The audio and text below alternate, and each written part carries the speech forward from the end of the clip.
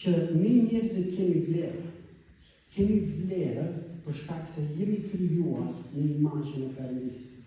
Edhe është mundur që këtu në tokë ne të mos i shohim njerëzit si shëmbëtyra e Perëndisë, po t'i shohim nga statusi shoqëror, t'i shohim nga backgroundi familjar ose i kombësisë nga vite, t'i shohim nga mundësitë edhe pamundësitë që ata mund të kenë.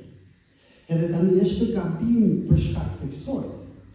Është gabim për shkak se Perëndia thotë kam krijuar njeriu sipas shëmbëtyrës time.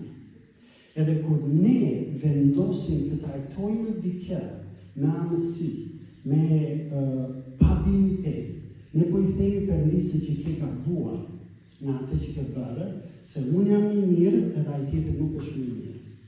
Edhe kjo duhet të na ndihmojë për këtë, që për te statusit, për te backgroundit, për te pamundësive, ne jemi të barabartë në sytë e Perëndisë.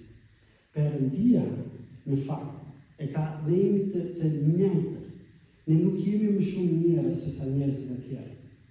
Kështu që kur ne ofendojmë, kur ne nuk e shohim me dignitet dikë tjetër, në një farë mënyrë nuk po e shohim Perëndinë, për shkak se jemi krijuar në imazhin e tij.